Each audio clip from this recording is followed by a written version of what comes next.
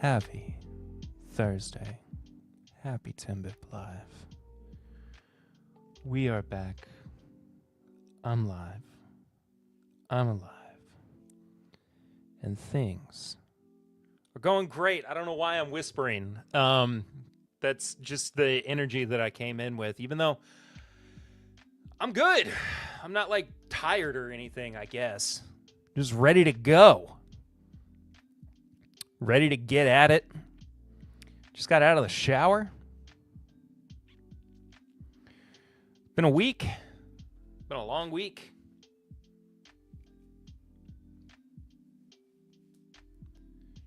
Hope you've been well. Hope you're ready for a night. A Timbip Live night. Hope you got your glasses ready. I've got 5. You've got 5. My voice is just going to crack. So fresh and so clean. Jeffrey Wack, it is good to see you. And yes, we do need to hang out soon. I would love for that to occur. Come see me. I don't have the opportunity to get out as much as I used to. You know what I mean?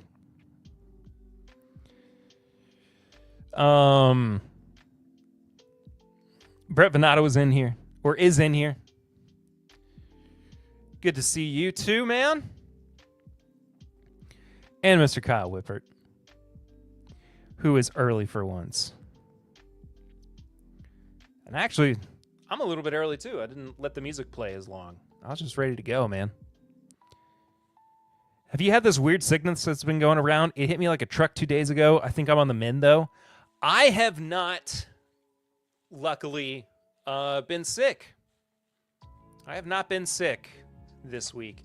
I think I talked about this on... I know I talked about this on the podcast. I think I talked about it on live.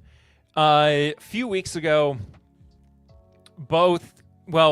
all 3 of my girls caught the flu.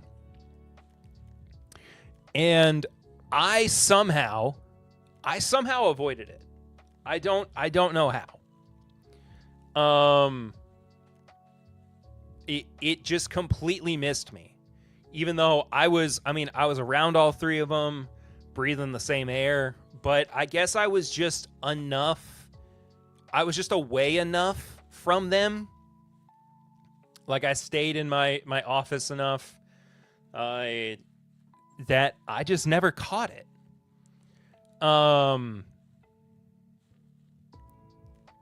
Yeah, I feel, Jeff, I feel the exact same. Like I don't know, man. That chickenpox party immunity, that's kind of what it feels like. But with all the crud that's been hitting, and I mean, I do work from home. So I'm not in as many like petri dishes as a lot of people are. But that being said, though, it's not like Lucy doesn't go out. You know, Eden's in daycare. So she's Tullyweeds, what's going on over on Twitch? Good to see you, brother. Hope you're well. I love this gritty goose emote. Good to see you, dude. I hope you're well. The goose emote is not working in StreamYard, which is fine. But I do it shows up super cool on Twitch. I dig it. Anyway, but I have no idea where I got that emote from, but I kind of love it, even though I hate the Vikings. It says it came from a hype train. So I guess if you gifted during a hype train to somebody, you got it.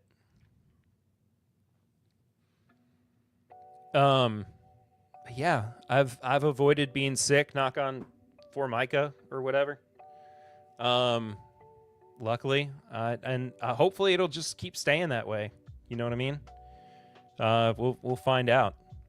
But either way, let's crack into it. Updates for the week. If you haven't listened to this week's episode, Eric and I reviewed a few barrel craft spirits products.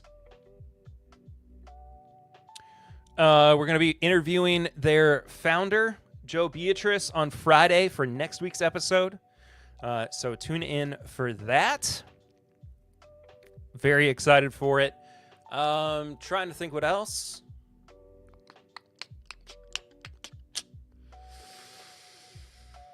I think that's about it. That's really all I got. Just been staying busy with work, man. It's been crazy. It's been hectic. I'm just ready to get going, get moving. World's moving at a clip, dude.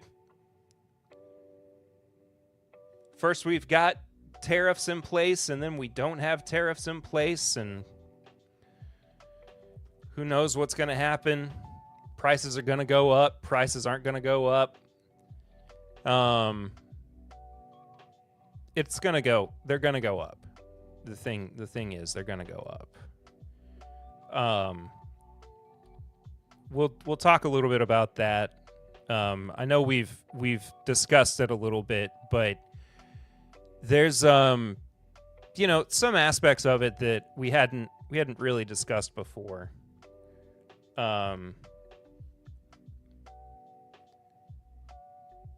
That we'll touch on.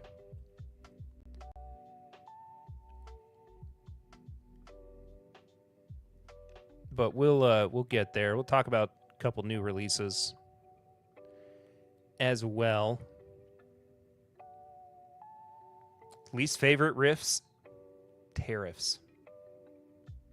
Did Barrel get enough cash to survive? Rumors of Barrel sell-offs and demise like a year ago amounted to nothing or they overcame with cash flow. Maybe too deep for next week, but curious. As far as I know, the rumors of their demise were greatly exaggerated. As far as I know, that's not entirely true. Like they did have a lot of financial difficulty. They were looking at selling their some facilities, and I imagine that they were probably trying to sell off some of their stock. Here's the thing about selling off their stock, though, and this is something that I keep hearing from everybody, and it's something that is definitely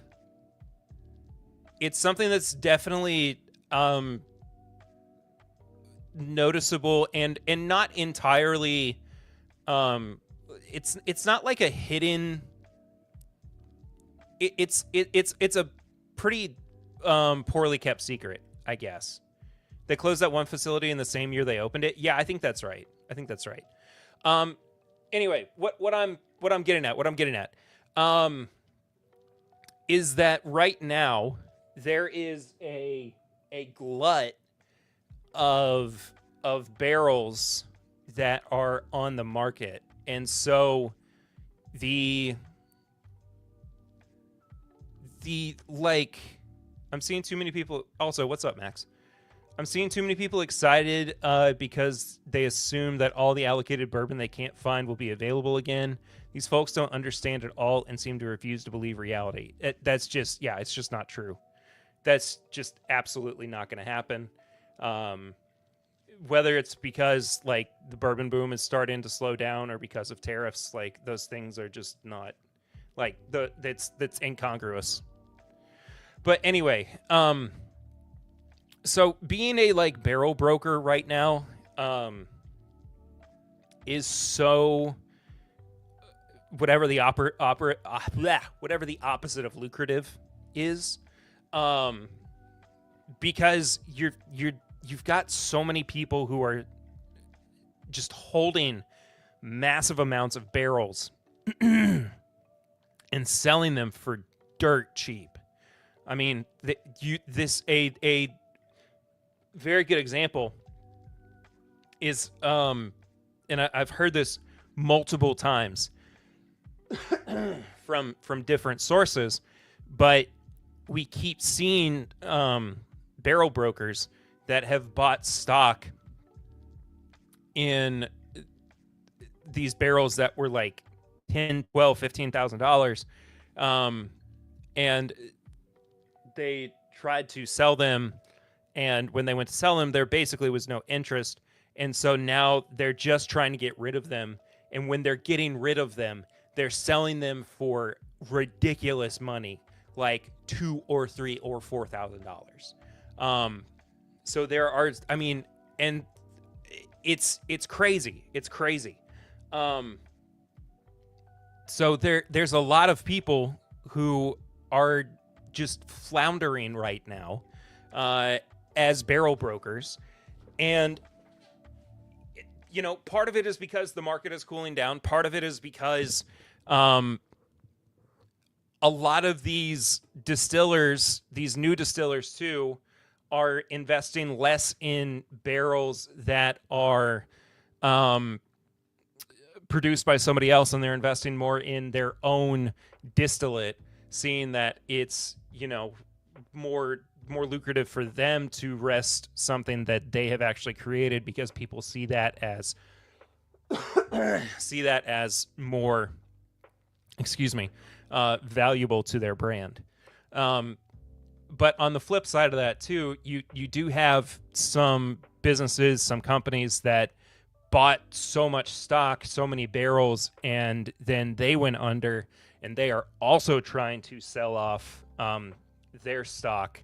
And a good example of that is somebody like, and I can't remember exactly, it's like Distill with a J. Here, let me switch over. Hang on. So it's these folks in Louisville, and they had bought a bunch of barrels. And it was a bunch of Barton barrels. Let me take the comment off for a second. And it's not that it was bad Barton barrels, but they didn't have anywhere for them to go. And so instead of just holding on to them, they had to get rid of them. They had to get rid of the stock. So the folks at Hartfield and Company in Paris, Kentucky, bought basically their entire stock of barrels. I don't know why I'm not following them. Unless they've gone under. Have they completely gone under? I think they might have. I don't remember for sure. Anyway, doesn't matter. Anyway. I mean, this post, their most recent post was made 103 weeks ago. Anyway, the point is, there are people who are just sitting on barrels, and they need to get rid of them. And the investment that, and I think this is what Jeff's talking about here, people leverage barrels to buy more barrels like a house of cards, so not surprised that site is flooded now, much like secondary and prices being 20%. Yeah, exactly. Those Hartfields, though. The Hartfields are amazing. I've got two single barrels that are incredible. Both of them are hazmat. They're both 9 years old, and they're just awesome. But anyway, the whole point is just that, you know, it's something that I talked about when I specifically was talking about the effects that tariffs and the bubble bursting, all that was what those effects were going to look like. When I talked about this a few weeks ago, I've got the Justin's House Bourbon pick, and I've heard of the Bluegrass Barrel Pickers one. Yeah, Bluegrass Barrel Pickers has two, actually. The second one just came out. But it's it's not that like we were able to predict that on a like macroeconomic level that this is how things would look right now, that we would be in this particular situation. But it is crazy to think that now, 5 years ago we were all going, oh, we have to prepare for 5 years from now and make sure that we have enough bourbon so that this doesn't happen again. And here we are 5 years later, and we are going to be in a glut for the foreseeable future. I don't even have a good time frame, it's going to be we're going to have a lot of barrels. We're going to have a lot of bottles. I think the bubble bursting is affecting primarily the brokers and MGP at the moment. The heritage distilleries were mostly well managed during this insane boom. I agree. That being said, though, it's unpredictable right now. Things are going to continue to change at a rapid click, and we'll see. It's such a cliche to keep going. It's uncertain, but it is. I mean, we don't particularly know what's going to happen. Aged spirits is tough. You got to predict demand in 5 years, and you will never get it exactly. The market's still up from 2018. It is. It is, but it's still very volatile.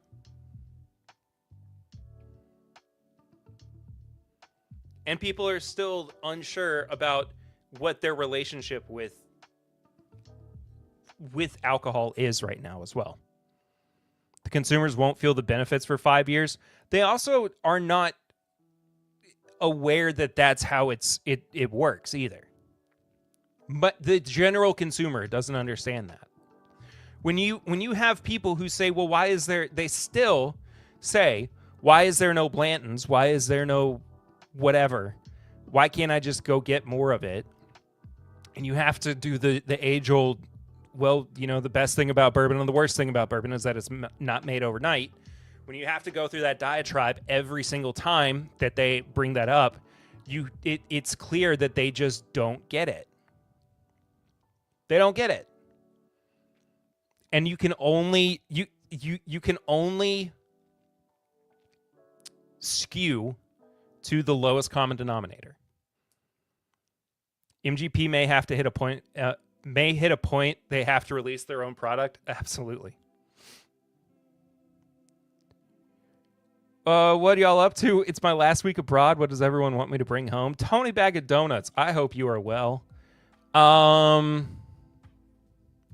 What do I want you to bring home? Whew. I don't know. Come back to me. I don't do good on the spot. I don't know if bourbon can catch fire like this again. I still equate it to wrestling. Hogan, The Rock, Stone Cold, those brands only cause a viral swirl once every other decade. Yeah. I don't know if a Pappy/Buffalo Trace star can reignite a craze in this generation again. I doubt it. Because Blanton's made in 2020 was the most expensive Blanton's ever made. MGP does have their own brands, Remus and one other I can't remember. Yeah, that's true. Bring some fake Cubans. Buffalo Trace has not been in my home state since 2019, and I don't expect it to be for 5 more. That's a long time. That's a long time, my friend. I'm 25 minutes into this broadcast, and I have not had a single drop, or a single drip or drop, of alcohol. And I'm thirsty. I just need something to get my palate warmed up. If they're fake, can't you just get them there? Kyle, Tony does bring up a good point. I'm drinking a Remus pick tonight, so pretty sure MGP is releasing their own. They are. They are. You're right.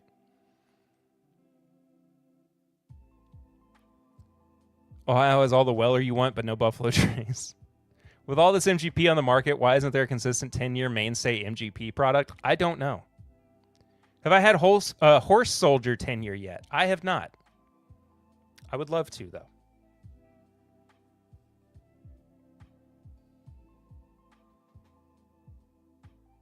That sounds delicious. Delicious. Does anybody enjoying one right now? Nice. Does anybody know when I say delicious, does anybody know what that's from? Specifically.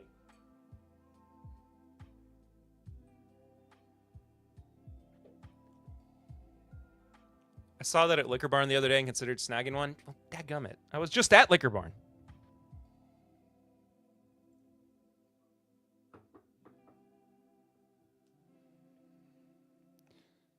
I would be surprised if anybody knows what the delicious thing is from. But it's from a very, very, not very, very old. Move to YouTube chat so I can keep up here, but running chat on mute in a different window. I appreciate you, Tully. That quote is from Perry on March 6, 2025. It is now in Timbip lore, I suppose. But it's an old, and I don't even remember what video it is. It likely was a flight fight. The more I'm thinking about it in context, but it's an old It's Bourbon Night video. That's what I remember it from. I'm drinking Ardbeg to celebrate moving into my first home I actually own. Finally have a porch to sip whiskey on. Jake Miller, congratulations, brother.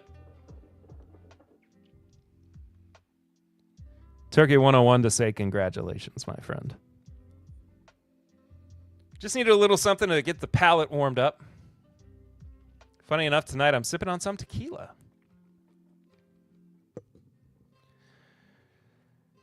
Oh, tequila. That's very Chad, so that makes sense. Yeah. It's just a very Chad comment. Delicious. Cheers, folks.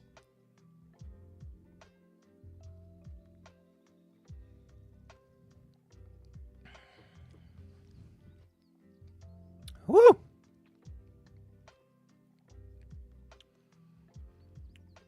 Oh, nice and warm.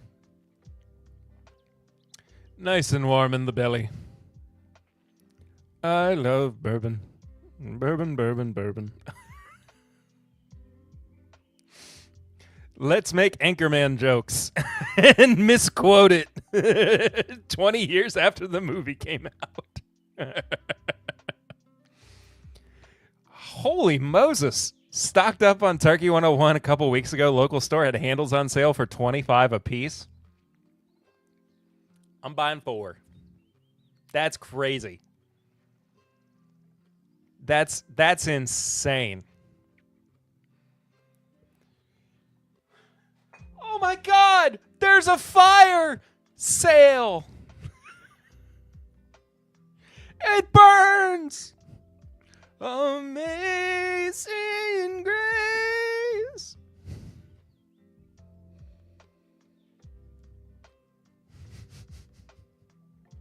Sorry, anybody who's coming in, I'm quoting Tobias Funke.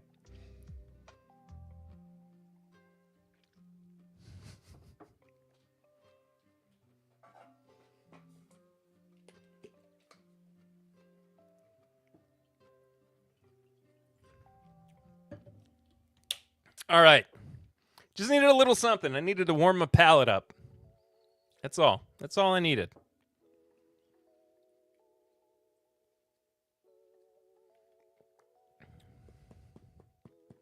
I've got a really good Tobias. There are literally dozens of us. Why I have a good Tobias, I don't know. I mean, I've seen Arrested Development a ridiculous amount of times.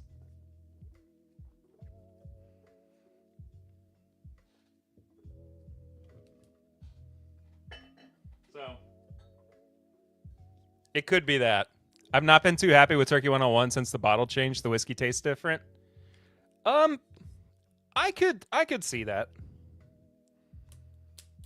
I mean, it's been different, I think, but it's definitely been.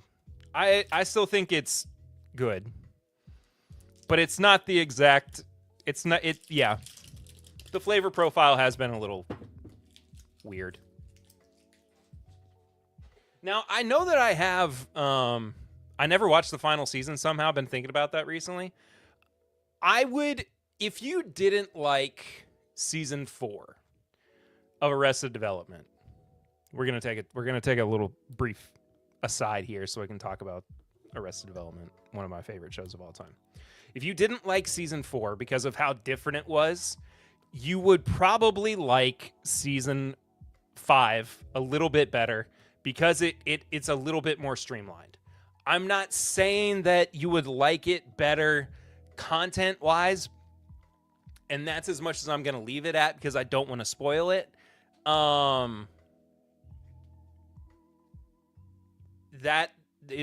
all I'm going to say. I want you to try it for yourself, see what you think, and we'll move from there. I've never finished Arrested Development, but season 1 and 2 kept me vibing. Not sure why I stopped, but I remember those seasons. That's so funny because season 3 is incredible. It's very dated. It's got some very dated storylines. I'm just gonna say, it's got one in particular that doesn't exactly doesn't really hold up in 2025. But it's still very funny. Is the Heaven Hill Grain to Glass rye worth it at 110 and maybe the wheat too? I would take the rye over the wheat. That being said though, I do think they're both very good. They're both very good whiskeys.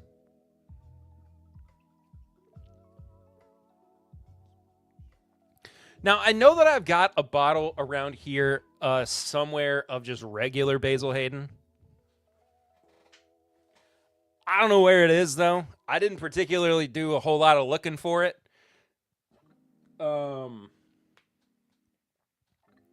So it's fine. It's whatever. But I was going to the store, trying to figure out what I was...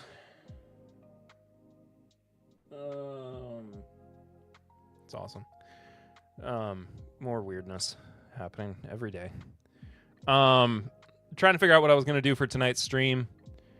And I saw Basil Hayden Batch 10. I remember somebody telling me recently, no, Batch 10. What did I put in the thumbnail? Yeah, I put the 10-year in there.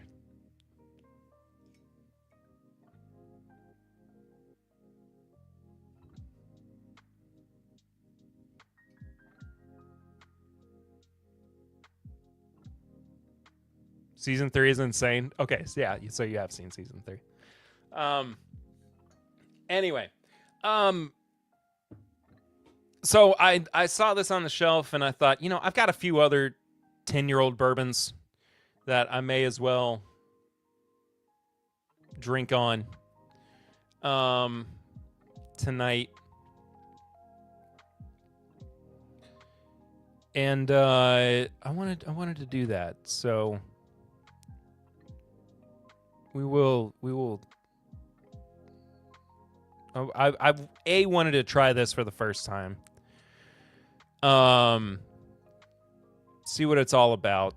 Because I remember hearing somebody recently saying that it was quite good. Isn't regular basil like 8 to 9? I think so. I was actually thinking about that, Kyle, before I started my stream. I was like, wait, how isn't regular Basil Hayden like 8 years old? So they get a little bit older in the 10-year, and then they mark it up to $90. I was like, what kind of racket is this? I felt a little cheated. Anyway, I'm looking forward to trying it just purely out of, curiosity. But we'll get there. And I also wanted to just do something fun, do something different. Not entirely different. I mean, people do 10-year-old flights all the time. But here we are. Also, let's just look this up. Let's just look up Basil Hayden bourbon.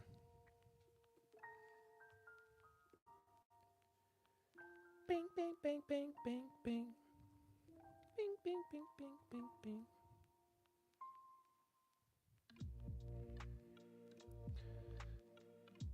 My girlfriend's boss is a massive Basil Hayden fan, so we get her a Basil Hayden 10 for her birthday just as a fun gift. I think the number is just nice to promote. I think so too. I gotta get a third screen. Raise a glass to something special. Just leave me alone with the cookies.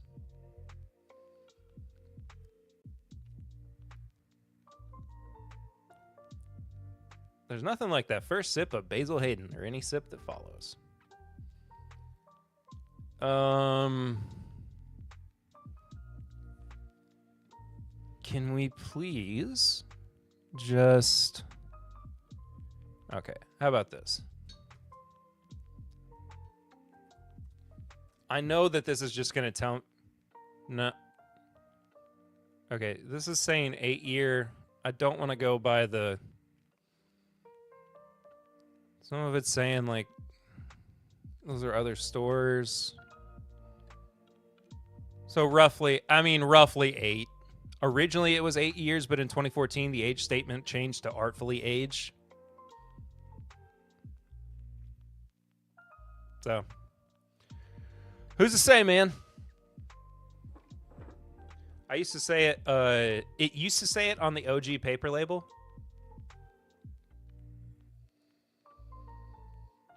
If I knew where my little bottle of it was, because when Eric and I reviewed it at the beginning of 24, I didn't want to spend the money on a full-size bottle. I just bought like a 375.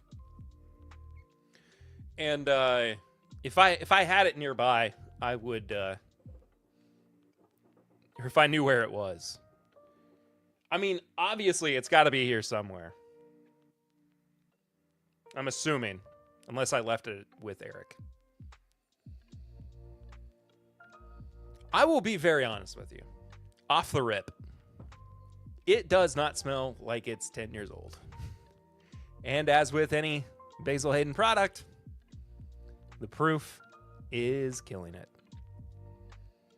At least on the nose.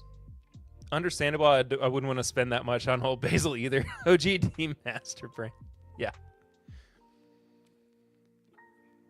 I mean, honestly, like, I love the high rye nature of it. I appreciate the fact that it's made to feel like it's this high-end Senior Donuts with the $10 Snuffy Chat. International Snuffy Chat, tell Snuffy not to spend those pesos on junk food. I will tell him. And hey, if you also want to participate in supporting the show via Snuffy Chat, which is our method of super chatting here on 10-Bit Live, you can do so just like Senior Donuts. You can head to the pinned link at the top of your chat, whether you're on YouTube or Twitch, or to the Stream Elements link in the description below. And it supports Mr. Snuffleupagus back here. He is the patron saint of 10-Bit Live. That was decided upon on a stream many, many moons ago. I do not remember exactly why, but it was a wonderful night, a wonderful moment, and I enjoyed it very much. What do we need to do to get donating through YouTube available? Get the watch hours up. If more people watched the podcast and watched the stream on a regular basis on YouTube, then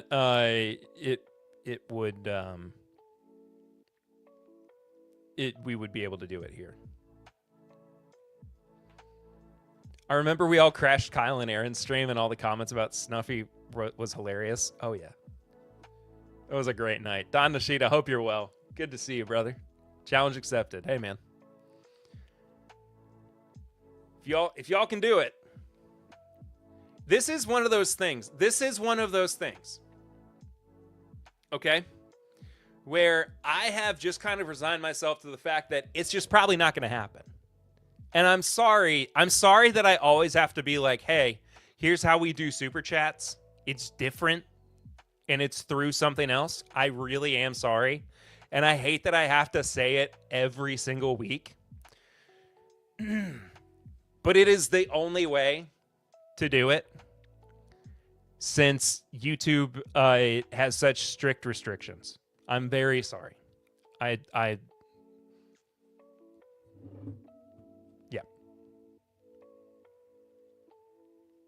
I also hate that it makes it sound like I'm begging. That's the thing that I hate the most about it, honestly. Because with super chats, you're on YouTube, it's right there, and people are like, "Oh, I can just support because the button's there." But when it's like I've been doing this for so long,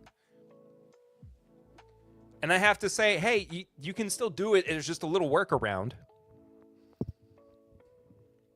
I feel bad. It makes me feel gross. So, anyway. I know, totally. I just still am like, ugh. Anyway, let's get to the whiskey. I would like to take a sip. Cheers, everybody. Basil Hayden, 10-year.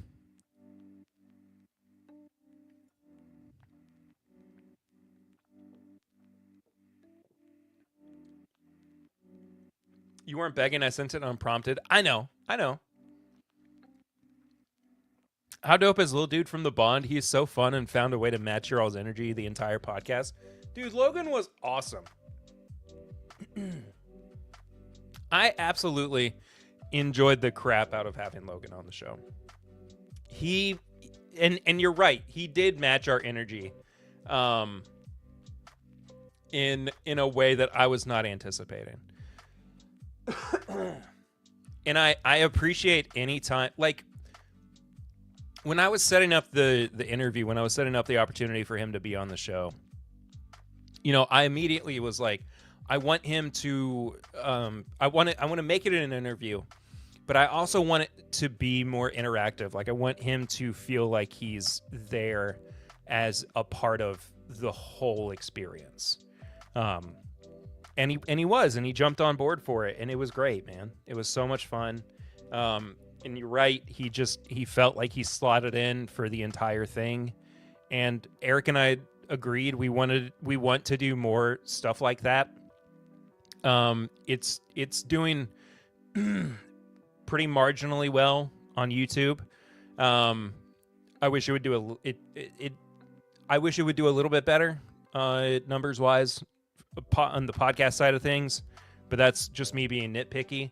But I'm very, very proud of that episode, and I think that he was an incredible guest. So if you haven't listened to it yet, please do. It was last week's episode where we covered the Bond Bourbon with Logan Beckenen, their founder, one of their founders, the youngest master blender on the scene. Incredible. Really, really fun. Let me say, too, about Basil Hayden 10-year. It tastes so much better than it smells. It has so much more body, so much more flavor than I was anticipating that it would, especially at 80 proof.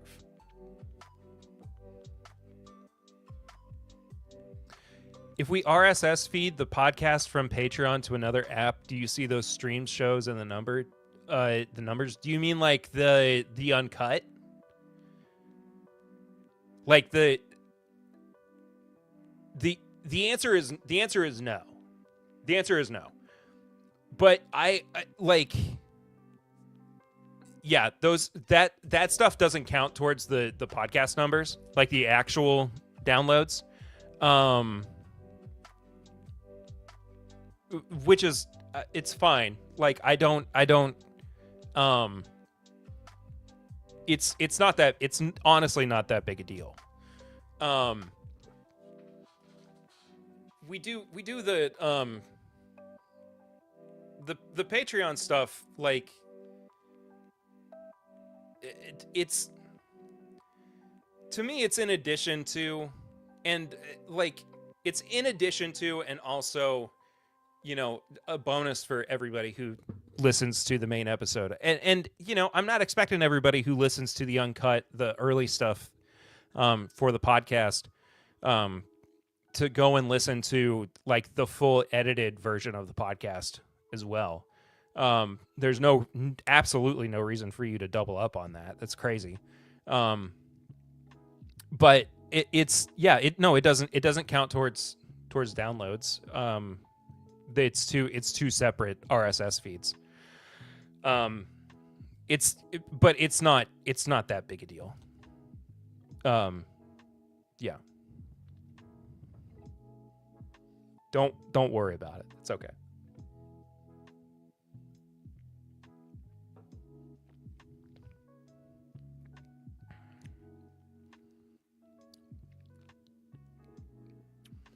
This is just a very, like, solid 10-year-old bourbon. Like, it hits caramel, oak, and vanilla. And that's really all. Like, that's it, man. Like, that's pretty much all that I'm getting from it, and not necessarily in a bad way. It's satisfying. I'm not left going, hey, I really would like a little bit more from this. I'm just, yeah. It's just its own thing, man. It's its own thing. If you're, and I say this, I think we all agree on this, when it comes to Basil Hayden. It's not meant to, like, wow anybody or blow anybody away in terms of what bourbon is. It's definitely not $90 10-year good. Absolutely not. Not even close. This at most is a $60 bottle. At most, a $60 bottle. If this were $55, I'd be like, great. That makes perfect sense. I am all for it. Gimme. Maybe not. I mean, it's still 80 proof. But, like, I think Kyle, you hit it kind of on the nose a little bit earlier, that Basil Hayden is really meant for, like, high-end cocktail kind of crap. Like, it's not really built for our audience, I suppose. And, like, I'm still gonna go back and, like, check it out every now and then to remember what this is. And regular Basil Hayden, I can't go for it. 10-year, I could enjoy this for sure. Expensive 60% bottled water.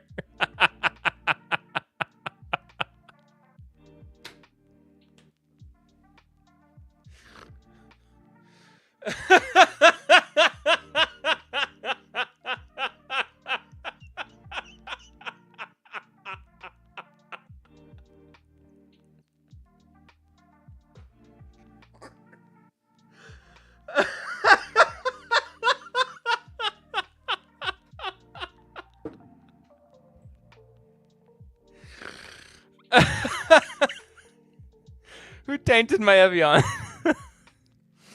The fact that Eagle Rare on secondary is still less than Basil 10 is all you need to know. 100%. Yeah, I mean, it's just not. It's not built for. It's cool. It's cool to do it on a live stream or like every now and then. You know, like podcast. Bourbon Podcast is like bourbon podcasters who've been doing this for 7 years. Try Basil Hayden 10-year. This is always falling into the cracks for me. I wonder what I've been missing out on. It's exactly what you would expect it to be. Is it bad? No, definitely not. Is it great? No, it's not game changing. But if you are still trying to like give somebody the opportunity to baby step their way into being a bourbon drinker and understand marginally a somewhat more flavorful bourbon, this is kind of doing it for you, but it's still not like, I mean, I feel like 80 proof is 80 proof is just mean. I do think it's a cool opportunity is to experience. Oh, hang on. I do think it's a cool opportunity to experience 10-year high ride beams, so I don't want to sound like a hater. No, I agree, but I don't know.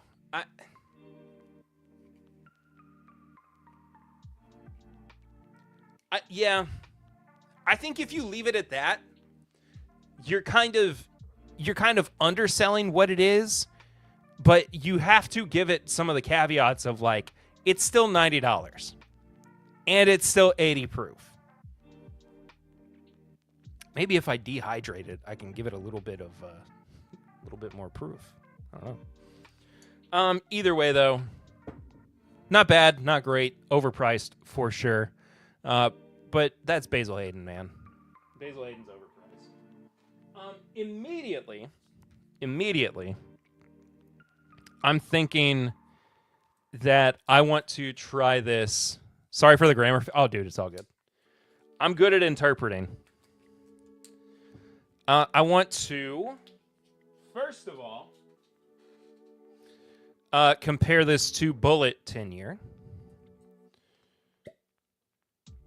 This is one that I've had before, but it has been a minute. It's been a minute. Can I interpret in dance? That I cannot do. It's expensive, but also the regular Basil Hayden is super popular. Most whiskey drinkers find something as low as 90 proof to be very strong. That is true. That is very true. There's so many whiskey drinkers where they're like, oh, 100 proof? That's going to destroy me. And the preference is 80 or 84 proof for most people. Yeah, of course. So my first side-by-side, like I said, Bullet 10-year. I've always liked this, or I remember always having liked this, but again, Bullet has kind of let me down recently. So we'll see. 91.2 proof. Does anybody know why it's so specific?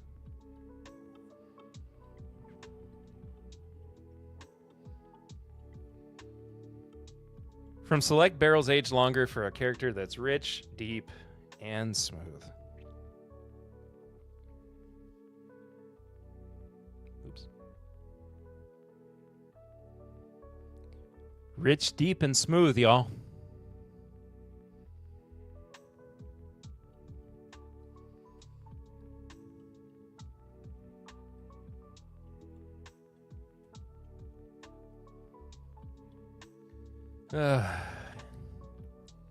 It smells so much like Four Roses. Just straight up. It smells so much like Four Roses.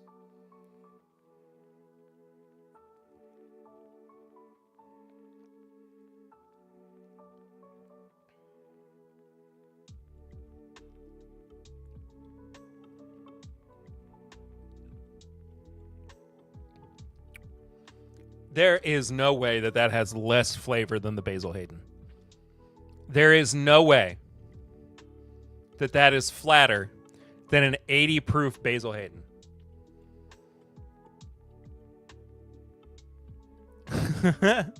Apparently, according to a reliable source I have, the most popular bourbon in the two New Jersey Costco liquor stores is the regular Basil Hayden by a solid margin.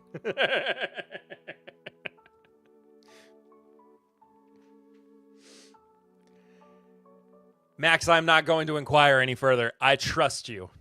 I trust you, my friend. I trust you wholeheartedly. I will never, ever doubt you and your sources. I say that. It sounds like I'm being sarcastic. I do mean that.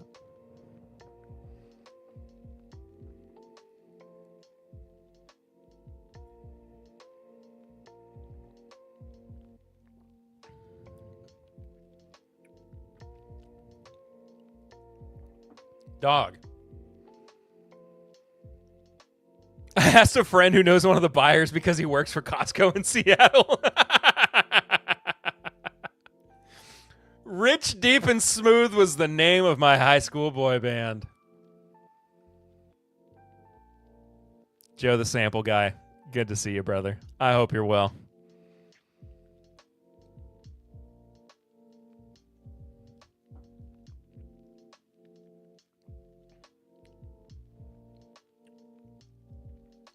Okay. Going immediately back and forth. The Bullet has more character up front. It has way less of a finish. The Basil Hayden kills it on the finish. It's got more spice. The High Rye is definitely doing a lot of legwork here.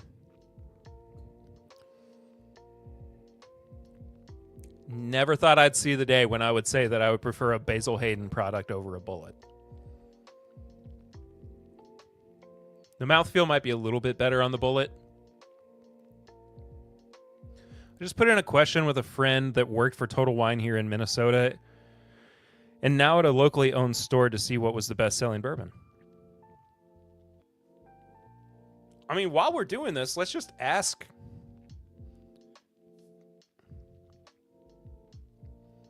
Let's just ask the Chads. Or Chad and Swan.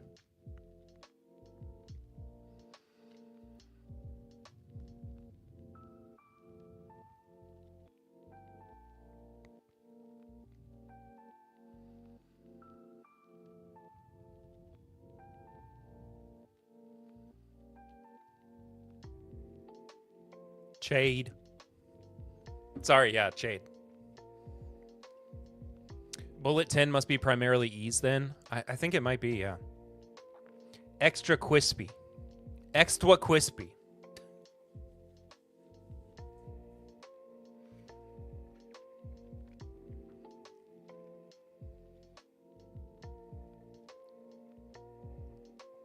It's definitely Four Roses heavy.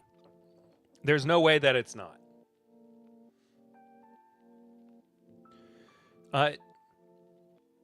Both Chade and Swan said Woodford. And Chad specifically said Woodford 1.75.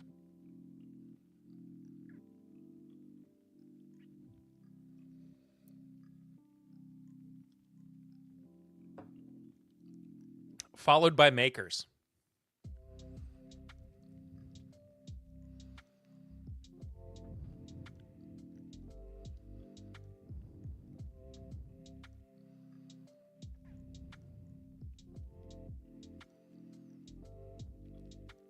Give me a big boy Woodford, yeah. Y'all got any of them Woodfords?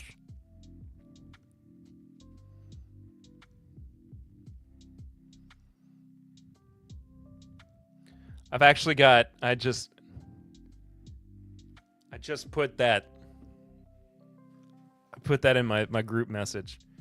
I've got a really good video idea all of a sudden. Sourcing information on what is the best-selling bourbon from major big box stores or major retailers. So like Costco, Total Wine, Liquor Barn, you know, and it's going to wind up being like, you know, Makers at some, Woodford, Basil Hayden, doing all of them blind. Kroger, yeah. Walmart for the Walmart stores that have liquor. liquor stores attached to them.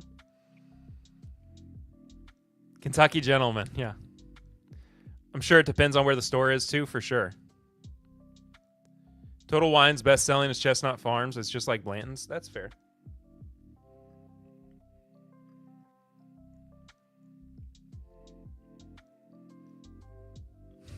Oh, sarcasm. All right, well, Bullet, you've been outdone by Basil Hayden, oddly enough.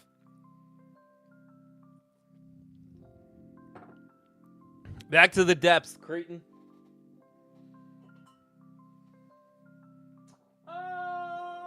Where do we go next? Where do y'all think I should go? Wolcott is Buffalo Trace. I swear, bro. Wolcott's Buffalo Trace, dog. I'm telling you. No, bro. Listen, bro. Bro, listen to me. You don't understand, bro. All bourbon is whiskey, but not all whiskey is bourbon, bro. Come on. They gotta make it into 53 gallons. Russell's 10. All right, we'll go Russell's 10 next.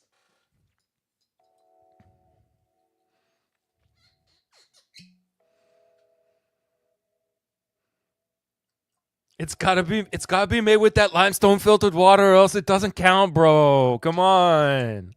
I'm going full like Richie from friggin' The Bear.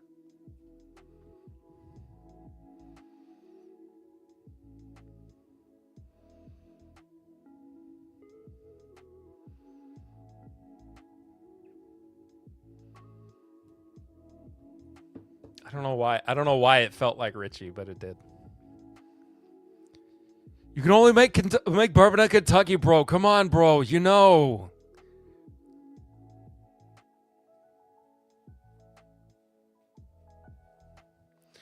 So yeah, next we're going with the Russell's 10. Just in case anybody needs to know, this is the LLME.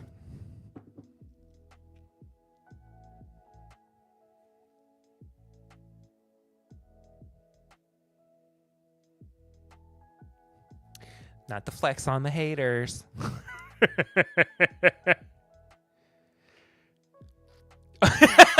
Kyle knew exactly where I was going with that.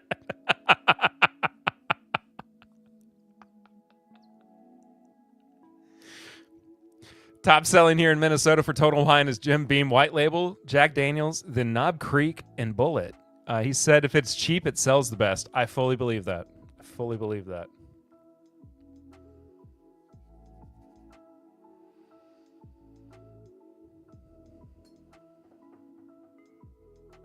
All right, I guess I'll go with the Basil first.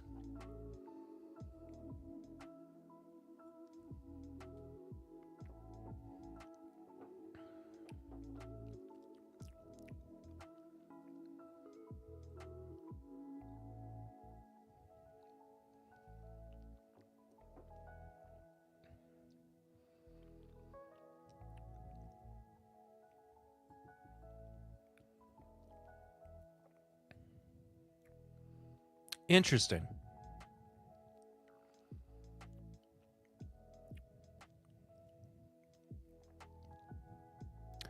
Again, the high rye is doing a lot of legwork here. And where is my water? There you go. I am somebody who just prefers high rye. I like a deeper, denser flavor profile.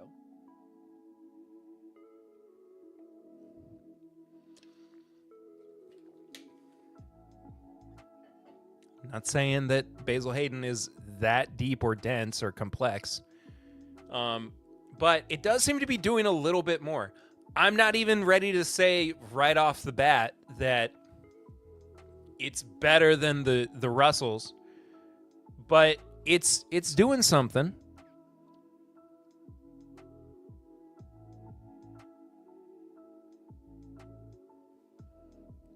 Hang on.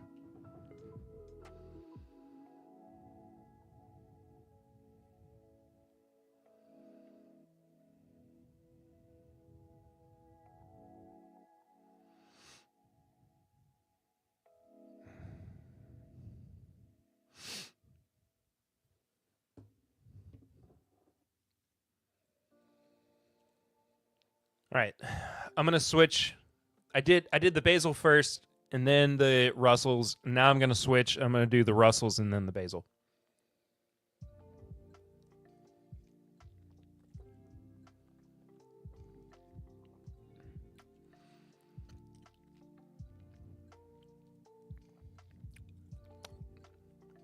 The Russells has just an incredible mouthfeel.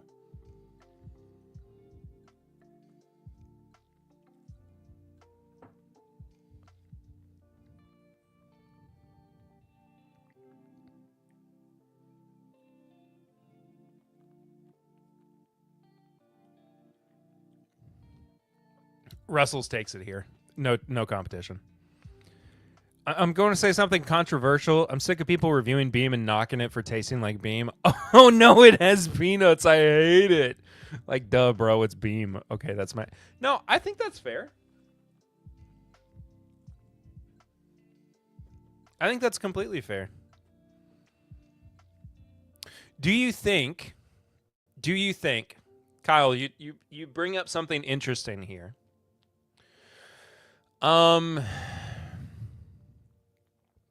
This is an open...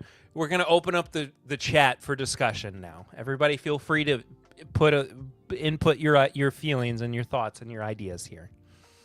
Do you think that this notion is why people are souring, aside from the obvious fact that it's gone up in price, why a lot of people, not some people, are souring on Bookers? Because if it's just this, like, one note or kind of somewhat familiar note of peanuts, peanut butter, whatever,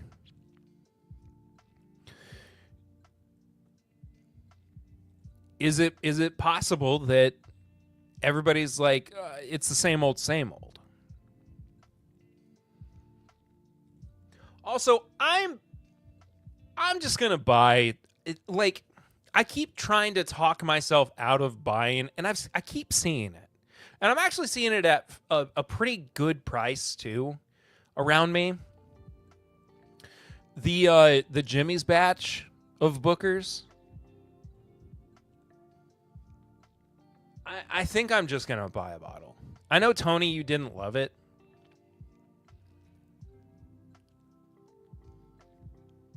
I love a Nutty Bookers. I love a great Nutty Bookers batch, but also I love when Booker sneaks a little cherry cola in there, for sure. Emily Chambers, good to see you. Hope you're well. Speaking of bottles, did I miss the LA Fire results? I owe someone a bottle, and I want to make sure I satisfy my obligation. Not yet, no. I have not gotten the chance to populate the... Well, I mean, I have the list of winners in order, but I have not taken the time to reach out to everybody to make sure that we get everybody's prizes sorted out. So if I can, what do I have going on this weekend? Give me 1 second.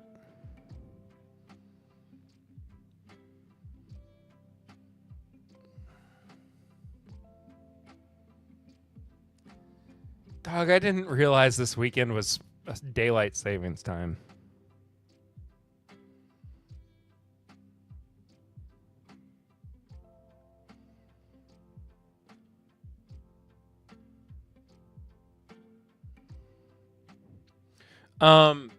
If I have time this weekend, I will be sure to take care of that and reach out to everybody. We just got our labels approved for some rare character picks. I did with a couple groups. Do you have any SEG or K45 barrels yet from them? I do not. Totally, let me know. Let's talk about that. Emily, it's very good to see you. I hope you're doing well.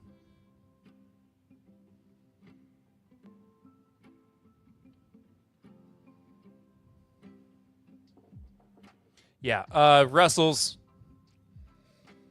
You done it on this matchup. You done did it.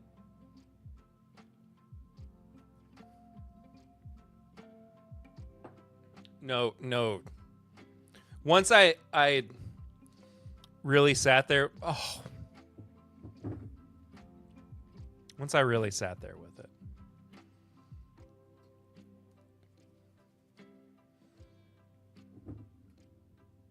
Very good. Very good.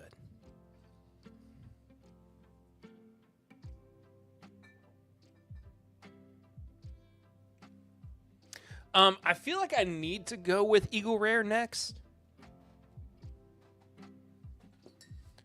Stay on bird theme, you know? And proof. Save the highest proof for last. I have not opened this bottle. I don't know when the last time I drank out of this bottle was. It's not even that it's old. But it did have cobwebs on it.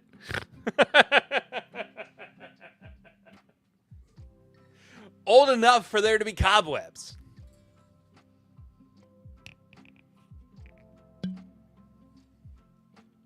Not bad.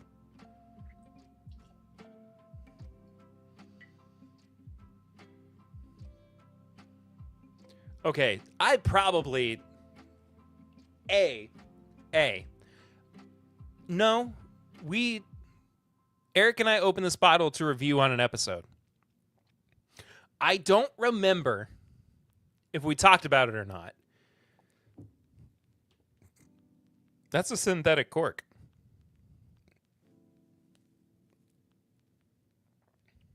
That ain't no real cork. I'm moving the wrong thing in the wrong way. That cork ain't real.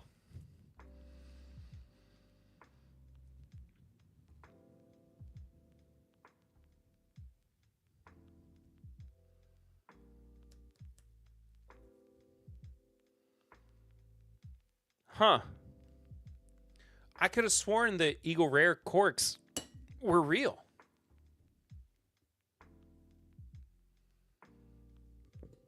Did not know. I feel like they did have real corks for a while. I don't know. My other Eagle Rare bottles are still at my grandparents' house.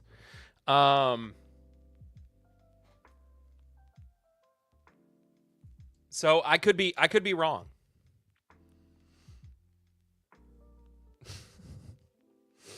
Eagle Rare synthetic as fuck.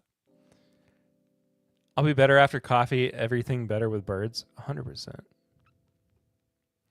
I don't have any Eagle Rare open at the moment to check. If anybody does, please check. I mean, this bottle, come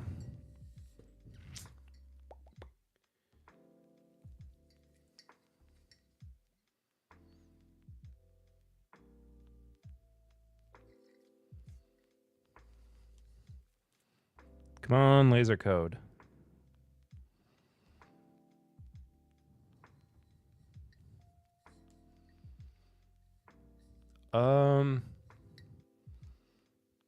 I cannot find a laser code. Oh, here we go.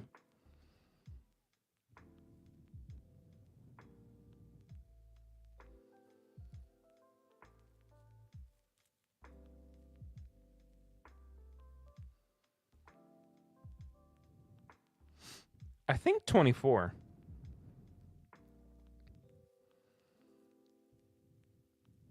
I don't know. I don't remember any Eagle Rares pre-2022. That's completely fair, too. Completely fair. All right. I'm going to do the same way I did previously. We're going to start with the Basil, and then we'll have the Eagle.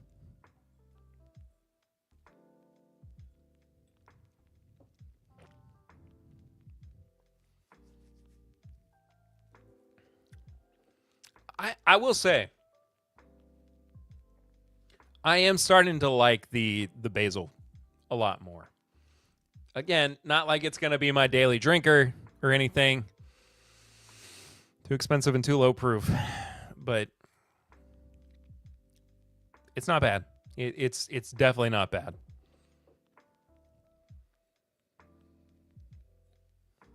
Whew.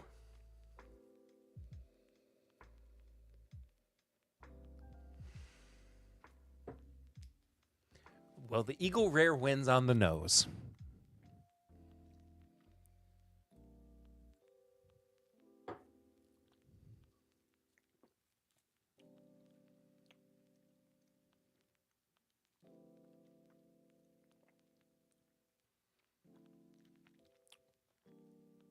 Can I talk about something for a second? I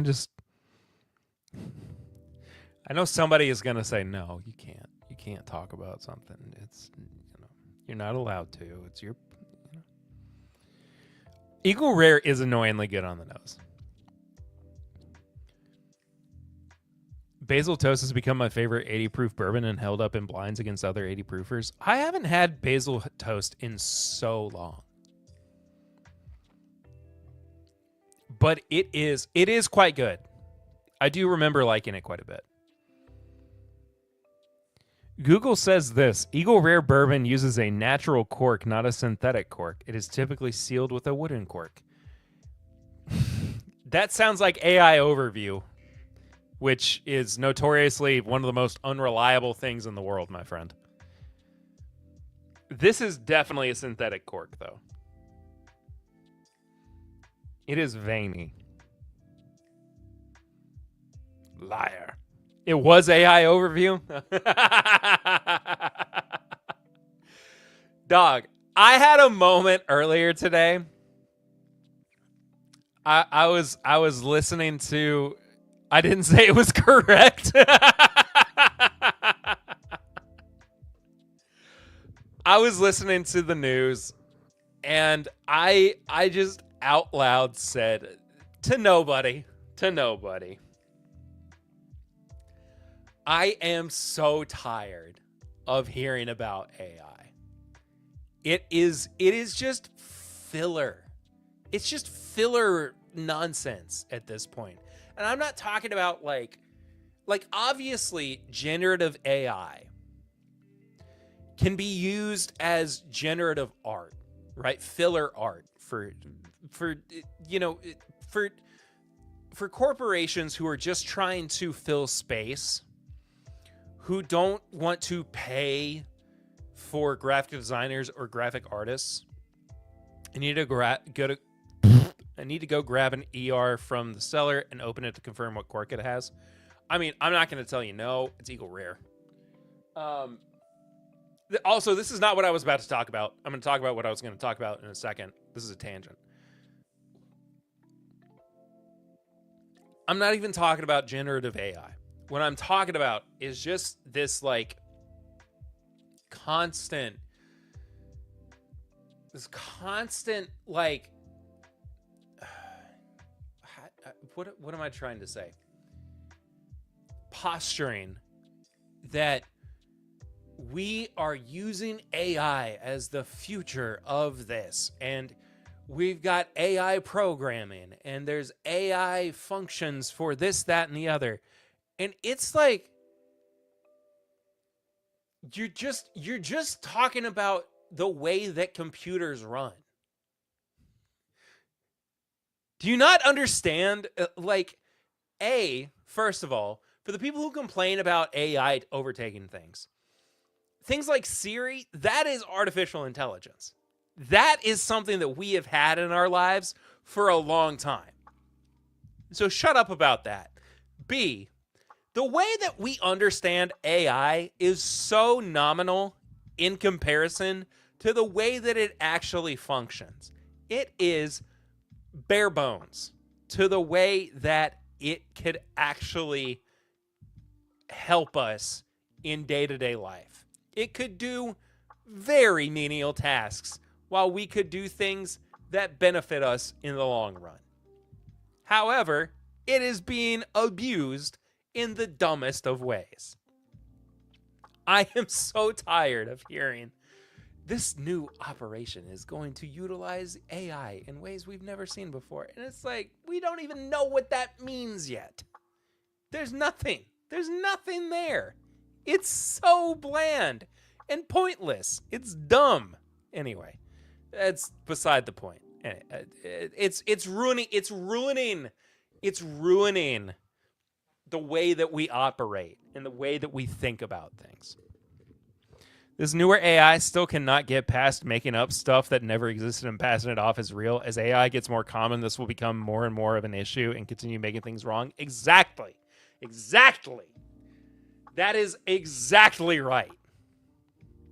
Anyway, here's a Queen song by Snoop Dogg.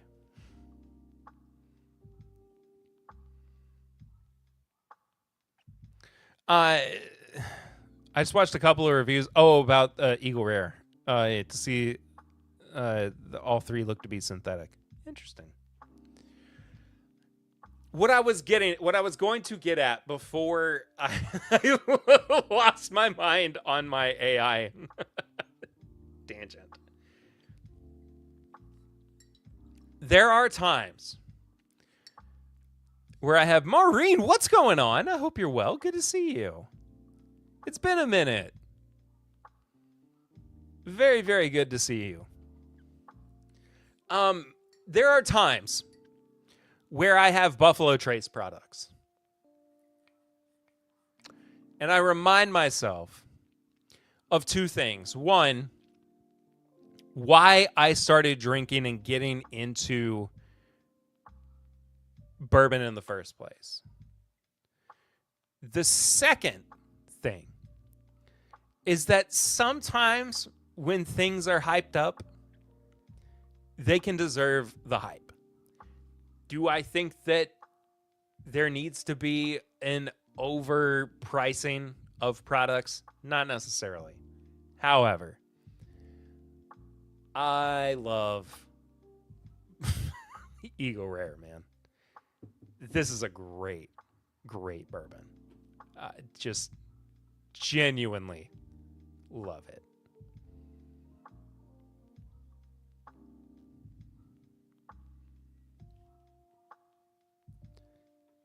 No, Siri, etc. are large language models, LLMs that are mostly fine. Generative models are dog food. Yeah, generative models are dog food. I guess you're right. I saw a ton of students I was TAing this past term using AI without knowing how to use AI programs. The results were bad. I'm scared for the future. Yes. I just opened an Eagle Rare store pick and it has a real cork.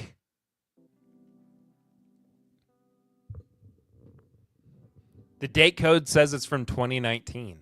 Interesting. Yeah, Eagle. I do hate how good Eagle Rare is. I genuinely do.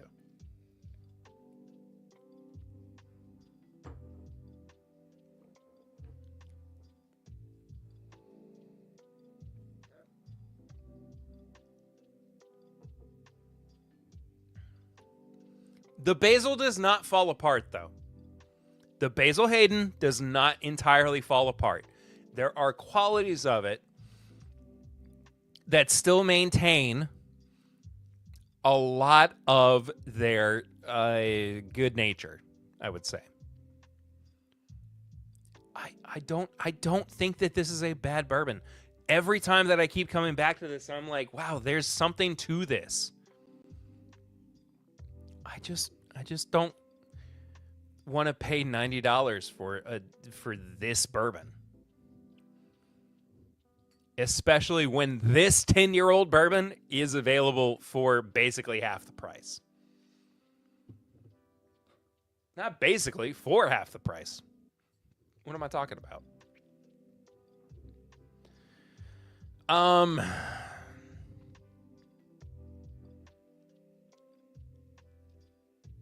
Dude, I've really enjoyed this so far. This has been one of my favorite streams I've done in a minute. Actually found a 375 of Eagle Rare yesterday, so I had to snag it. Small and large form factor BT products just make me laugh. I completely agree. I think they're so funny. I saw earlier today, in a store that I hadn't gone into in so long, and I'm not gonna dox myself or anything. but it was a store I hadn't been into in a long time. They had Blanton's for $100 a bottle, which not the worst thing in the world, of course. But they also had 375s of it, and they also had minis, like airplane bottles. And they had the minis for... That's not what I meant to do.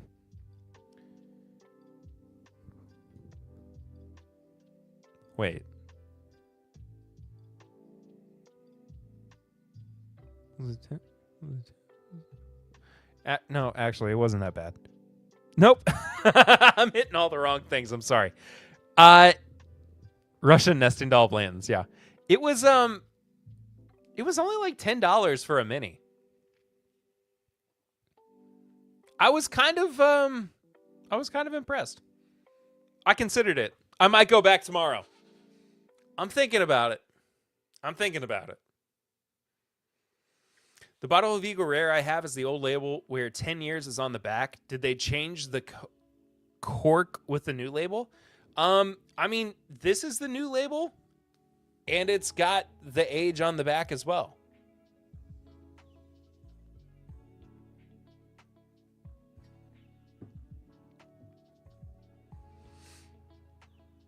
Even Liquor Barn sells those for like 16 to 20. Yeah.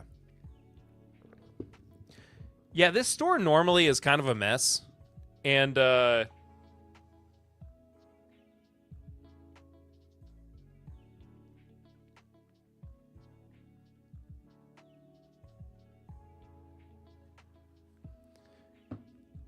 their prices seem to have come down a little bit. My bottle doesn't have 10 years on the front like yours, though. Does mine? Oh, mine does. Look at that. How about that? Would you say their spirits are incredibly unlimited? No. This is a different store than that. Kyle, I will DM you what store it is.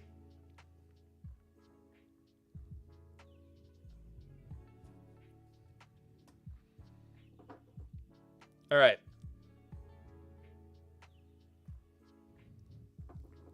Eagle Rare. My sweet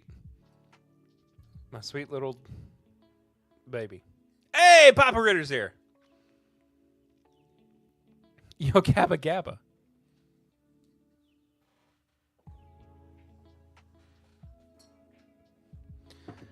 We got one left in this little flight or lineup.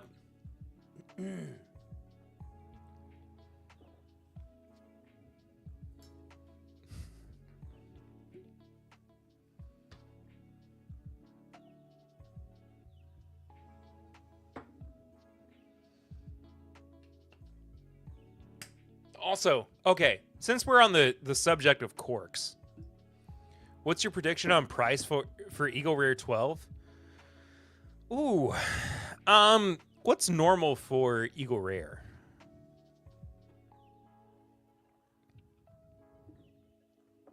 I gotta move so much crap out of the way. Hang on. Sidebar. My keyboard's asleep.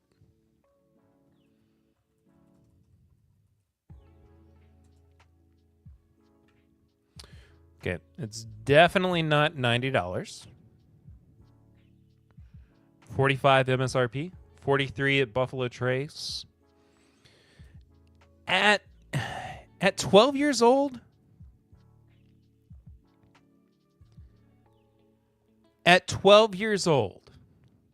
and Buffalo Trace pricing, I'm locking in my prediction. $50 for Total Wine now. Walmart in Indiana can have it for like $34 after tax. I'm locking in my prediction of $65.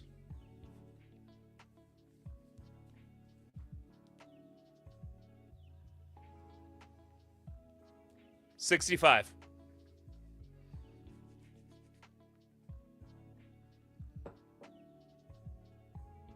Limited release, $90. Well, okay.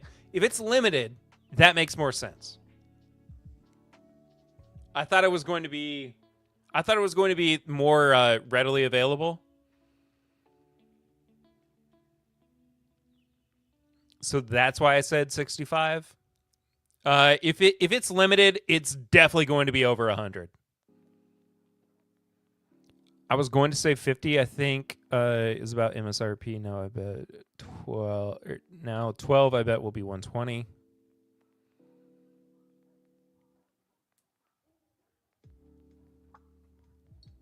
Yeah. It's just a guess, though. I'm assuming they're unloading barrels to the market through a new SKU. Yeah, I mean, could be. It's a heck of a dung. All right, final comparison.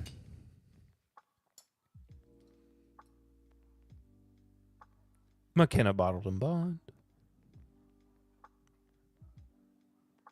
The 10-year. Which is all over the place now. Or at least it is here in Lexington. I don't know what it's like elsewhere. For $65 a bottle. There was a question on corks. Oh, yeah, sorry. Not a question. I was going to talk about the hilarious nature of... did I get that for you? It's everywhere? No. This bottle I remember buying because it had my birthday on it. August 7th. I also have another one of these with my birthday on it. That I saved back for or from my 30th birthday. So, don't know when I'm going to open that. We'll see. We'll see. Anyway, the hilarious nature of the Basil Hayden cork. I have the same birthday as your girlfriend. Are you serious? That's so funny.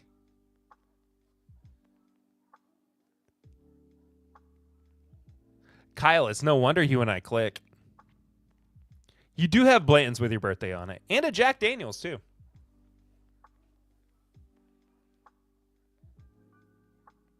Anyway, the hilarious nature of the Basil Hayden cork. So you look at this, right? It looks wooden. The tension is real between us. That's so funny.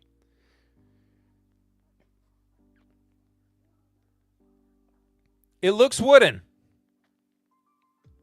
At first glance, sure. The top may be wooden, but the bottom is synthetic.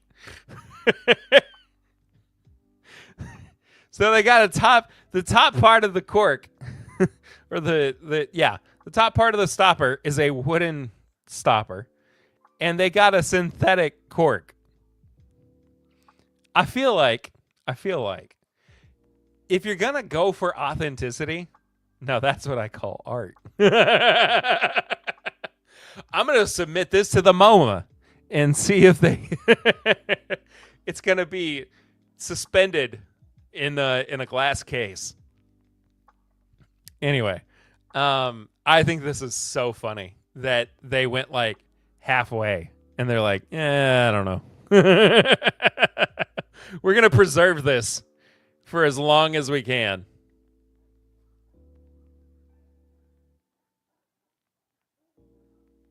Hello? We're not going to focus? Too many things. Anyway. As far as this comparison between the Basil 10 and the McKenna 10, I have a feeling. Should never go half. Papa Ritter said it. He's not wrong. What's the Parks and Rec quote? Never go half-ass. Always go full ass. I find it funny that Dark Arts uses a huge glass topper, but then the cork is synthetic. You know what's even funnier than that, though? Is that Dark Arts uses plastic. Excuse me. Plastic around their stopper that doesn't fully cover it. So you could just totally pull that stopper out. Like, it doesn't go over the top of the stopper. It's so funny. All right. Here, I found a McKenna with a date of 11/11/11, and I took that as a sign from the bourbon gods. You should.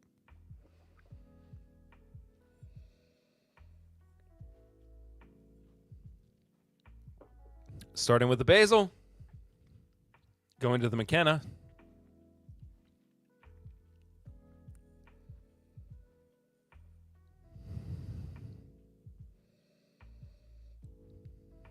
Interestingly enough, all right, hang on. The noses are not too far off.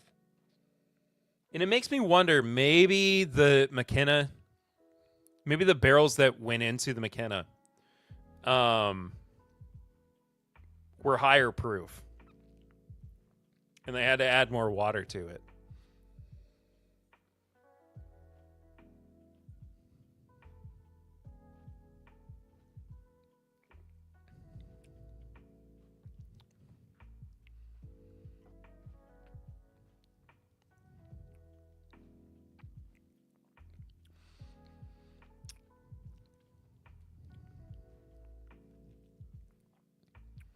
I mean, nearly impossible.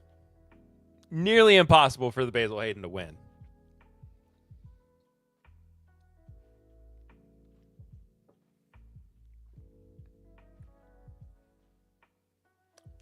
Nearly impossible.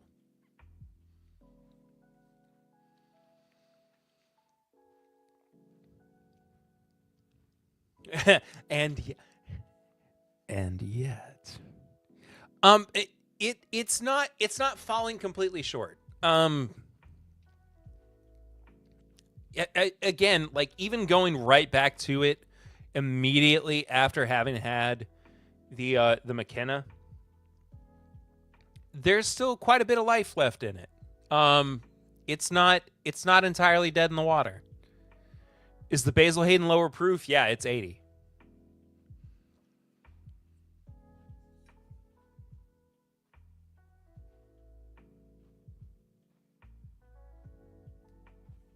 You probably couldn't have seen any of that. Sugar Kitty. Hello, my friend. Hope you're well. Was that you that recommended the Basil Hayden 10?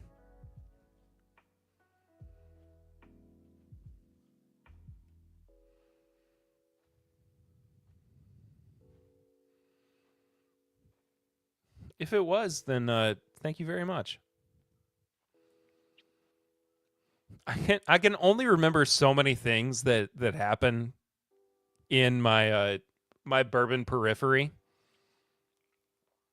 And if it was you saying, "Hey, you need to try the Basil Hayden 10," either way, thank you. Where's the Bird Dog 10? I didn't know it existed. I will try it, though. I would be more than happy to try it. You know what? I'll throw a expensive old granddad. Yeah, for sure. 10 cup 10? What's happening here? I'm being brigaded. I just wish the QC of McKenna was better, because the best McKennas are some of my favorite singles. Oh, 100%. Some of the best McKennas are not even some of the best single barrels, some of the best bourbons I've ever had. And there have been times where, like, one of the earliest episodes of the podcast, Curtis and I opened a oh no, it's definitely the same. It's definitely the same crap, Sugar Kitty. But it's very rare that you have 10-year-old high ride Jim Beam, for sure.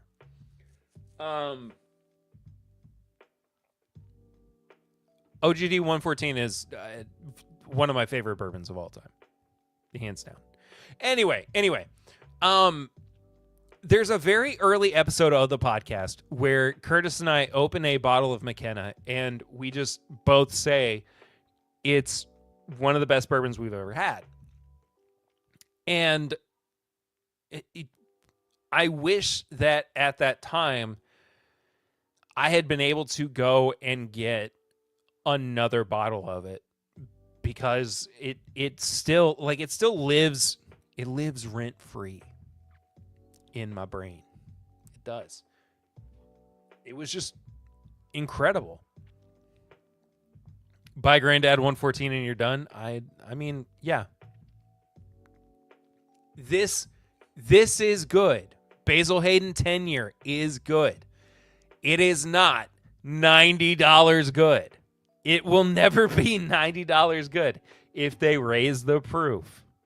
If this was 114 proof, old Granddad 10-year-old, I'd be for it. I would not have a problem.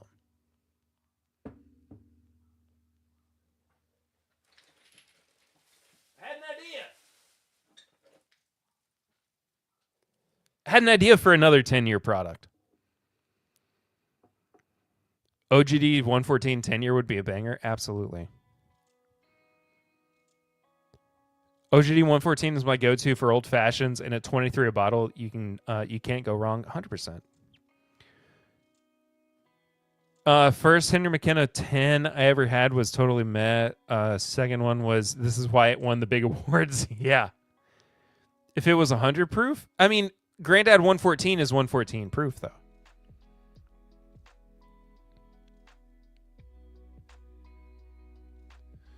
Basil 90 is $26 bottle of old Granddad. Price it $100 WTF.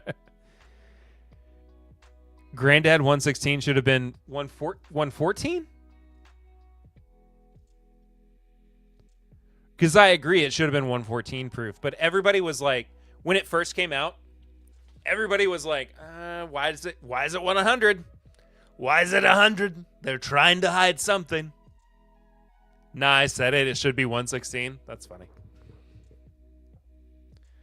I have an idea for just a separate little comparison.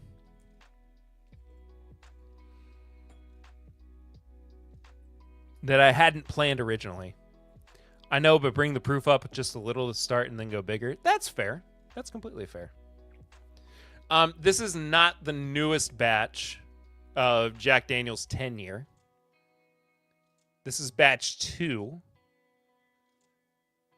Hello? Hello?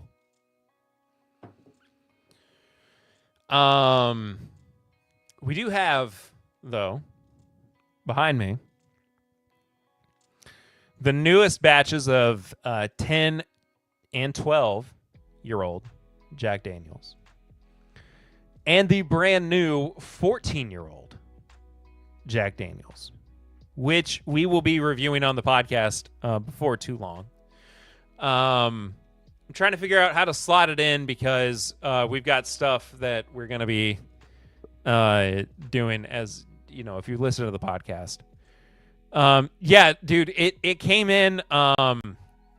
They shipped it out and they didn't tell us. But thank you too. They shipped it out and they didn't tell us. And and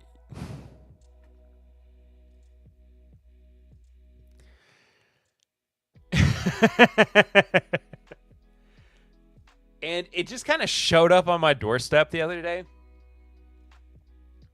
And after it did, I got an email and it was like, hey, sorry, we forgot to tell you this was coming. It shows that it was there. Thanks. I was like, what do you mean? Anyway, Eric and I will both be reviewing it on the podcast soon. It's not that I didn't want to do it on a live stream, but this is podcast stuff. Does that make sense? It's podcast stuff.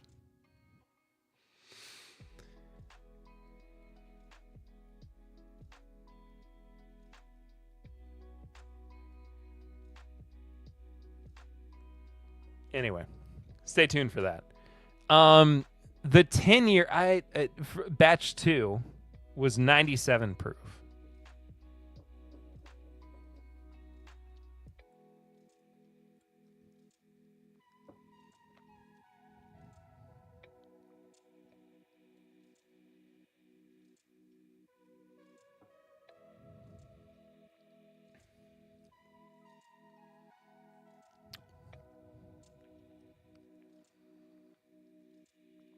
The Jack Daniels is a little corny.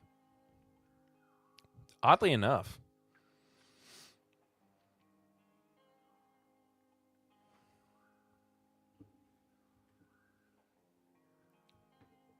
How strange. There's no way you'll be let down. Oh, no, sure. I'm very excited for it. It's just, it's one of those, okay.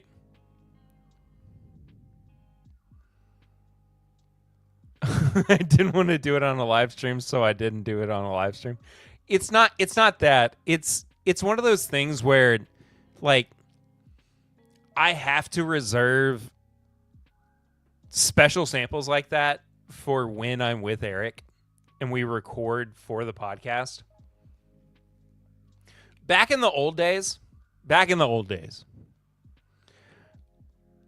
in the Wild West of the podcast, I would have done whatever. It wouldn't have mattered. But now there's like structure. Have to? Yes, have to. Eric would definitely beat me up. I would have had another high proof hot take about me.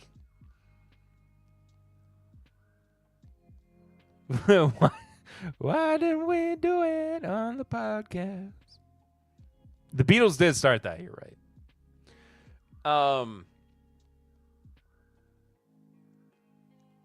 There are so many like media samples that we get where I'm like, I would love to do this right now for a live stream. And I have to save it for the podcast. Structure, is that what we call it today?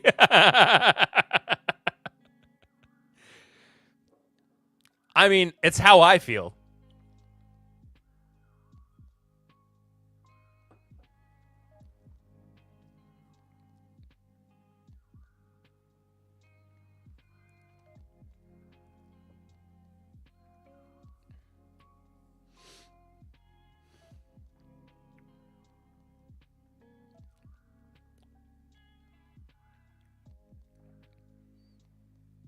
You want views on YouTube? Sample some JD14, just saying. I mean, I do.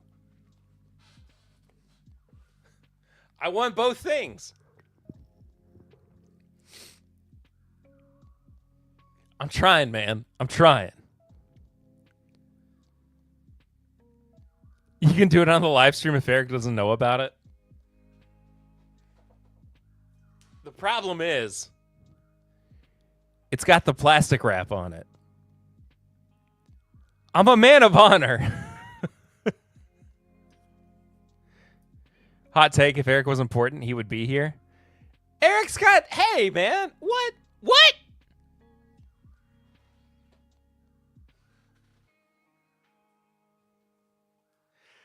Eric is important to his family.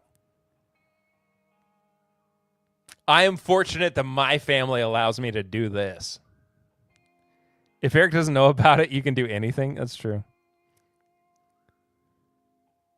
Michael, WMD, good evening, all you wonderful whiskey people. Good to see you, brother. Hope you're well. Just take the plastic off all three.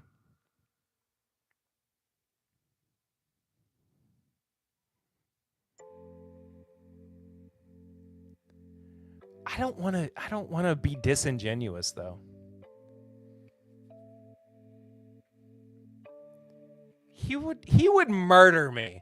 I think Jack Daniels jumping into the premium market is one of the best things to come out of the boom. I completely agree with this take. Peer pressure. Break the seals. No, I'm a man of honor. I'm a man of my my morals and my convictions. It is more important to me. Eric is important to a small community of tiny people in New Zealand. Blame your followers, bow to the pressure. Why are there more people watching now that everybody is pressuring me into opening these?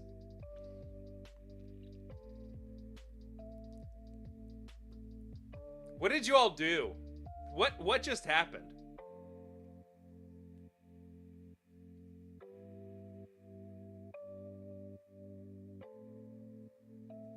Don't be disingenuous, but be ingenuous in hiding your plastic breaking transgression. That is... Tell him Papa Ritter prompted you to do it.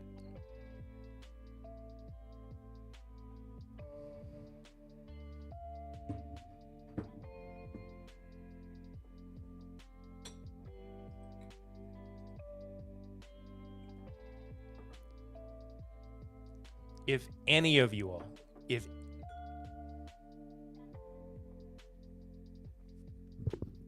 any of you all clip this, and send it to him, immediate ban. Immediate ban. Forever. Banned. Straight to jail. Straight to ban.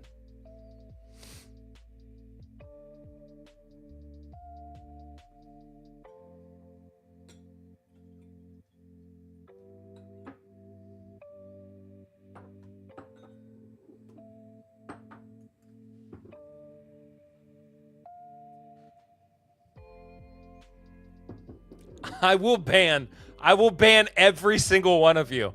I don't have a large viewership, and I will ban every single one of you.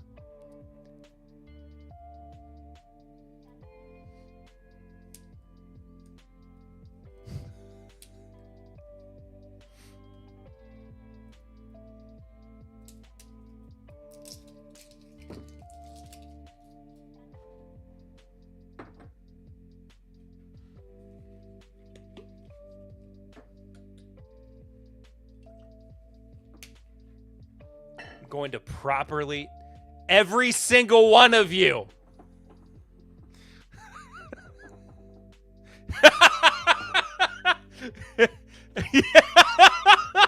Tully and Max said, especially you.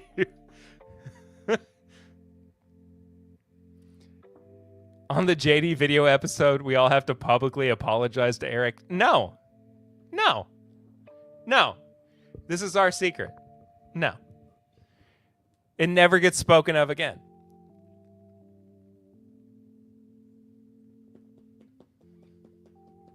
Nobody says anything. Not in Discord, not on social media, not on a video, not on anything. Everybody stays quiet. You keep your little mouths shut. We all need to call into Barrel Rings and just say we all have a secret and leave it at no. You just shh. Begins rolling Play-Doh snakes.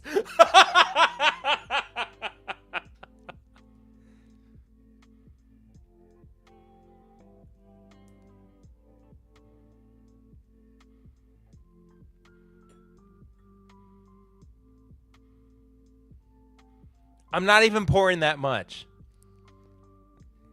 Him showing up in chat right now would be epic. Is something I'm counting on not happening. Okay? Brett, I'm counting on it not happening. It's our special secret society. We need a secret password. Yeah, how about hamburger? Just something. I don't know. Here's how much I poured so that I'm not in trouble. I can't wait until Eric finds out about this because Poop Dog? All right, fine. Poop Dog. Poop Dog is our secret. Why are there more people in here right now? Who told?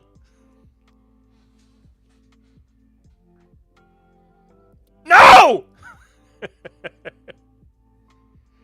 No, Clifton, stay, but be quiet. Don't.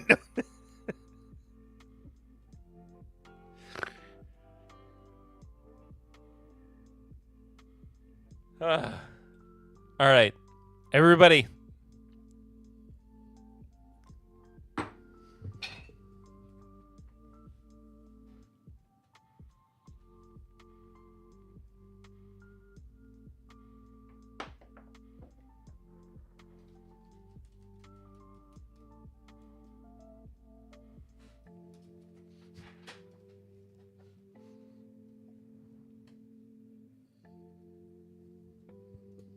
That's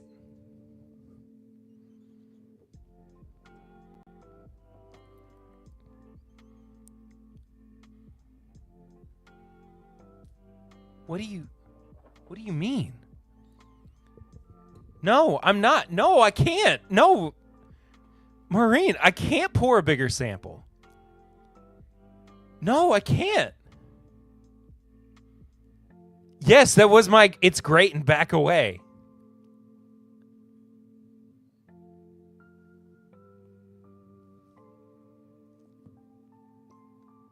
Secret word is sausage.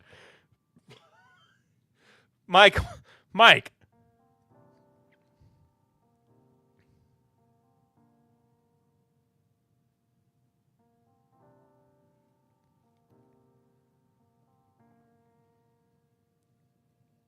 This has no right smelling the way that it does.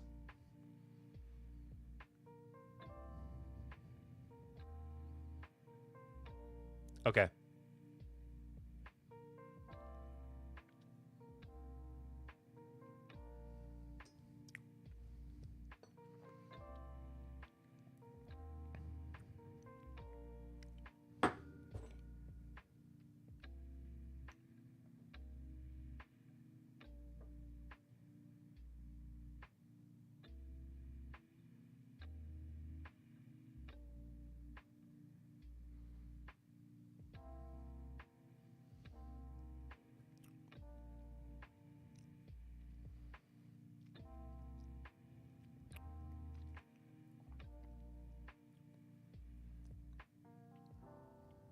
Whiskey of the year.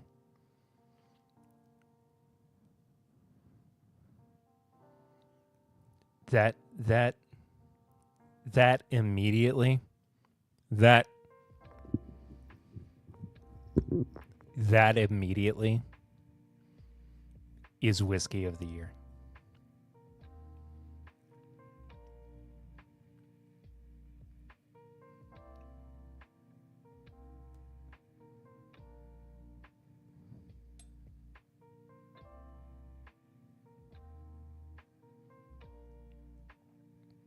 That's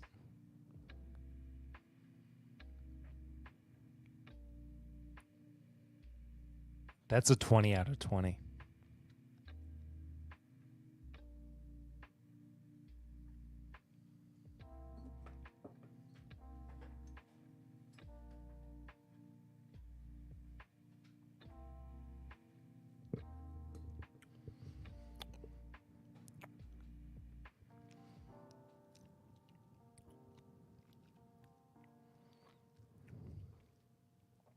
It's one of the best whiskeys I've ever had.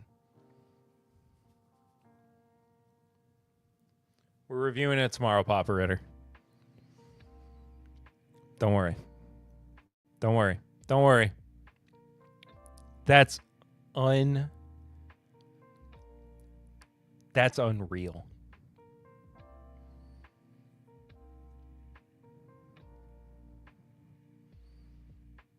No, is he in here?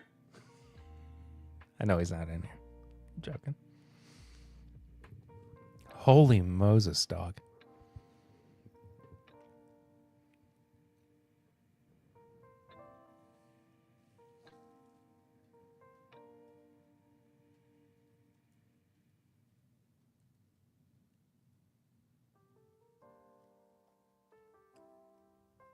That's crazy. That shouldn't be allowed. That has no that has no right to be as good as it is.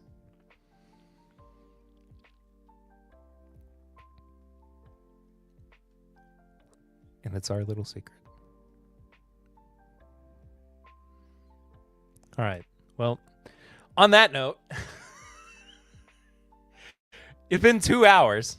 That's my time, I believe. I could keep going. I genuinely could.